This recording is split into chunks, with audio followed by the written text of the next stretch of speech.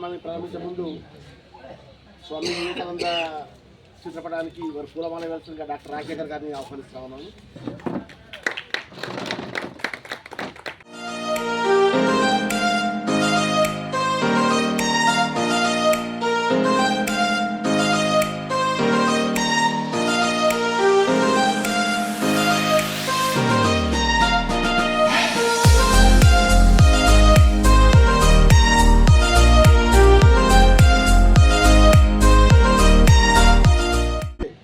ఆయన వారసత్వాన్ని పులుచుకొని నేను గ్రామంలో వింటుంటా చేస్తుంటే చాలామంది కూడా తన ఏ యాక్టివిటీ అయినా కానీ తన వంతు సహాయ సహకారాలు ఎప్పుడు కూడా అందిస్తూ ఉంటాడు.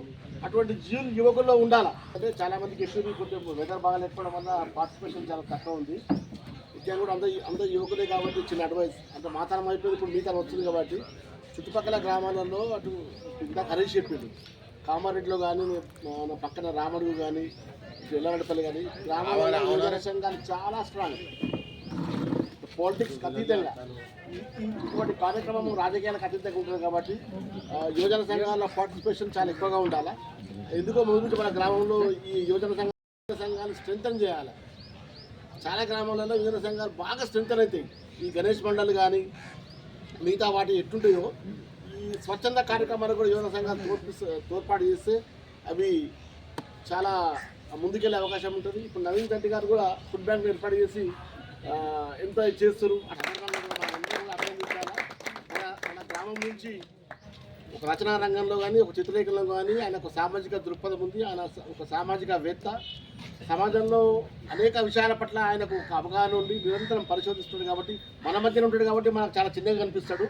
ఆయన రచనలు చూసినా ఏది చూసినా కానీ చాలా ఉన్నతంగా ఉంటాయి కాబట్టి మన రాష్ట్ర ప్రభుత్వం 500 ఎంట్రీస్లో స్క్రూటినీ చేయంగా చేయాలి. కాబట్టి మనం మన గ్రామస్తుడిగా, మన మిత్రుడిగా, మన యువకుడిగా, మన ముందు పుట్ట పిల్లగాడగా ఆయన మనం అందరం అభినందించాలా, ఆయన ప్రోత్సహించాలా. ప్రోత్సహిస్తే కూడా ఇంకా పైకి ఆశ ఉంటుంది. కాబట్టి మనం అందరం కూడా గ్రామం తరఫున కూడా మరొకసారి స్థాయికి గ్రామం తరఫున కృతజ్ఞతలు ఈ కార్యక్రమాన్ని అంతలో ఒక జీవిత కాలంలో 100 మంది ఉంటే అందులో ఓన్లీ ముగ్గురే రక్తదానం చేస్తారు. ఆ ముగ్గురు కూడా చేసిన వాళ్ళే ఉంటారు. ఒక్కసారి లైఫ్లో చేయరు, వాళ్ళు చచ్చిపోయే వాళ్ళు చేయరు, చేసిన వాళ్ళే మళ్ళీ చేయడం. ఒక మనిషి చచ్చిపోయే లోపు 168 సార్లు రక్తదానం చేయొచ్చు. దానివల్ల 168 మంది ప్రాణాలు కాపాడుతుంది.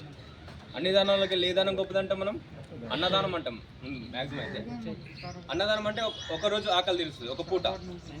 తర్వాత చదువు జ్ఞానదానమైనా ఏదైనా ఒక బతకడానికి మార్గం చూపెడితే కానీ బతికించేది ఒక రక్తదానమే. సో అందరూ వీలైతే ఇలాంటి కార్యక్రమాలకి అటెండ్ అవ్వడం చాలా తగ్గిపోయింది. ఒకప్పుడు యువతనే ముందుండేవాళ్ళు ప్రతి దాంట్లో.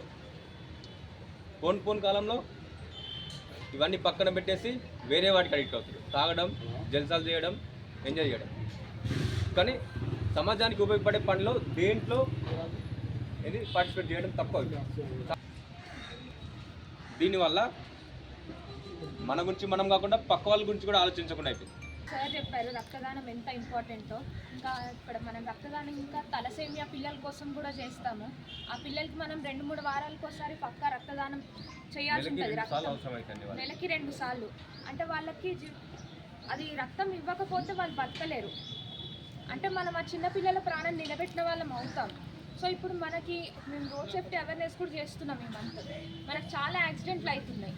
యాక్సిడెంట్లు అయినప్పుడు చాలా బ్లడ్ లాస్ అయ్యి ఆ ఇంపార్టెంట్ సిచ్యువేషన్లో బ్లడ్ లేక ఉంటారు. వాళ్ళకి రక్తం అవసరం. అప్పుడు రక్త మార్పిడి కానీ చాలా బ్లీడింగ్ అవి రక్తం అవసరం ఉంటుంది. సో అట్లాంటి ఛాన్సెస్ అప్పుడు కూడా మనం చూస్తాం. ఆల్రెడీ మా ఫ్రెండ్స్కి యాక్సిడెంట్ అయింది, ఇమీడియట్గా రక్తం కావాలి, ఏ పాజిటివ్ ఓ పాజిటివ్ అని మనం చూస్తాం, కానీ మనం ఎవరం పట్టించుకోము. సో అట్లాంటి సిచ్యువేషన్స్లో ఎట్లా ఉంటుంది, అట్లాంటి సిచ్యువేషన్స్లో మన ఫ్యామిలీ మెంబర్స్ ఉన్నప్పుడు ఎలా ఉంటుంది అనేది ఒక్కసారి మనం ఆలోచించుకుంటే మనకి ఈరోజు చేయబుద్ధి అవుతుంది. మనకి ఇప్పుడు మనం ఆ ఆలోచన వస్తే అనిపిస్తుంది కదా ఈరోజు, అరే మనం ఆ రోజు బ్లడ్ డొనేట్ చేస్తుంటే బాగుండేది కదా అని అలా. సో అదొకటి వాడండి. అసలు హెల్మెట్స్ ఎవరం వాడట్లేదు. ఇంకా స్పీడ్గా వెళ్ళకండి. ఎందుకంటే ఇప్పుడు యాక్సిడెంట్ అయితే మనకే అయ్యేది. దాని తర్వాత ఇప్పుడు మన కోసం ఇంకొకరు రక్తదానం చేయాల్సి వస్తుంది. చేస్తారు, వస్తాయి, కానీ ఫస్ట్ మన జాగ్రత్తలో మనం ఉండాలి. సో అందుకే రోడ్డు మీద వెళ్ళేటప్పుడు జాగ్రత్తగా వెళ్ళండి సార్. మీ పిల్లలకి, చిన్న పిల్లలకి మాత్రం బండ్లు ఇవ్వకండి సార్ 18 years లోపు ఉంటే. అంటే ఈ సందర్భంగా ఏర్పాటు చేసిన రక్తదాన శిబిరానికి ప్రత్యేకంగా దర్పల్లి వాసులకు, అలాగే ప్రత్యేకంగా ఈ కార్యక్రమాన్ని ఏర్పాటు చేసిన దర్పల్లి సాయి కుమార్ గారికి, మా నరేందర్ అంకుల్ గారికి, పెద్దలందరికీ ధన్యవాదాలు, నమస్కారాలు తెలియజేస్తూ, యువతకి ఐకాన్ అంటే వివేకానంద. ఆయన ఎప్పుడో ఒక 200 సంవత్సరాల కింద యువతకు ఒక స్ఫూర్తిలాగా ఉన్నాడు. అంటే ఆయన ఒక ఆశయం కోసం నడిపించాడు, ఆ ఆశయం మీద మనం నడుస్తున్నాం. ఈరోజు ఎవరైనా సరే ఒక ఆశయంని పట్టుకొని నడిస్తే ఒక మంచి, ఇప్పుడు బ్లడ్ డొనేషన్ క్యాంప్ అనేది చాలామందికి యూజ్ అవుతుంది. బ్లడ్ డొనేషన్ వల్ల మనకి పర్సనల్గా ఎటువంటి ఉపయోగాలు ఉంటాయి ఎంతమందికి తెలుసు? బ్లడ్ డొనేట్ చేయడం వల్ల మనలో కూడా కొన్ని చేంజెస్ వస్తాయి, కొత్త రక్త కణాలు పుట్టుకొస్తాయి, బ్లాకేజెస్ని అరికట్టవచ్చు, హార్ట్ అటాక్స్ తగ్గించవచ్చు, క్యాన్సర్స్ తగ్గించవచ్చు.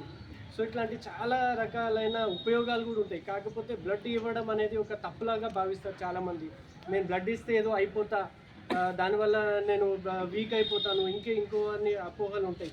మీరు అంతా ఇక్కడ చదువుకున్న వాళ్ళే కాబట్టి మీరు వెళ్ళి ఇంకో 10 మందికి చెప్తే చాలామంది రక్తదానికి ముందుకు వస్తారు. ప్రతి సంవత్సరంలో 2 సార్లు ఇవ్వచ్చు. ఒక 45 daysలో రక్తం అనేది మళ్ళీ పుట్టుకొస్తుంది. ఎన్నిసార్లు ఇచ్చినా తప్పులేదు, రక్తం ఇవ్వడంలో తప్పేం లేదు. Thank you. 50వ జయంతిని చాలా ఘనంగా చేసినాం. 13 సంవత్సరాల క్రితం చాలా ఘనమైనటువంటి వివేకానంద జయంతిని జరిపినాం. ఊరంతా కూడా ఒక పండగ వాతావరణాన్ని తీసుకురాగలిగినాం. అయితే ఈ కార్యక్రమం ఈరోజు రోడ్డు ప్రమాదాలు అవగాహన సదస్సు ఒకటి, రక్తదాన శిబిరం ఒకటి, స్వామి వివేకానంద జయంతి. స్వామి వివేకానంద ఎప్పుడు కూడా యువకుల్ని కోరుకున్నాడు. 100 మంది యువకులు ఉంటే దేశాన్ని మారుద్దాం, ఆ 100 దేశాన్ని మారుస్తూ ప్రపంచాన్ని మార్చొచ్చు అని. ఆయన ఏ కాషాయాన్ని అయితే ధరించి ముందుకెళ్తూ మొత్తం ప్రపంచం మొత్తంలో భారతదేశం యొక్క గొప్పతనాన్ని చెప్తూనే భారతదేశంలో ఉన్నటువంటి సంపద నా దేశ యువత అని గట్టిగా చెప్పినటువంటి సందర్భాలు ఎన్నో ఉన్నాయి. అయితే 50వ జయంతిని చాలా ఘనంగా ఒక పండగ వాతావరణాన్ని తీసుకురాగలిగినాం. అయితే ఈ కార్యక్రమం ఈరోజు రోడ్డు ప్రమాదాలు అవగాహన సదస్సు ఒకటి, రక్తదాన శిబిరం ఒకటి, స్వామి వివేకానంద జయంతి. స్వామి వివేకానంద ఎప్పుడు కూడా యువకుల్ని కోరుకున్నాడు. 100 మంది యువకులు ఉంటే దేశాన్ని మారుద్దాం, ఆ 100 దేశాన్ని మారుస్తూ ప్రపంచాన్ని మార్చొచ్చు అని.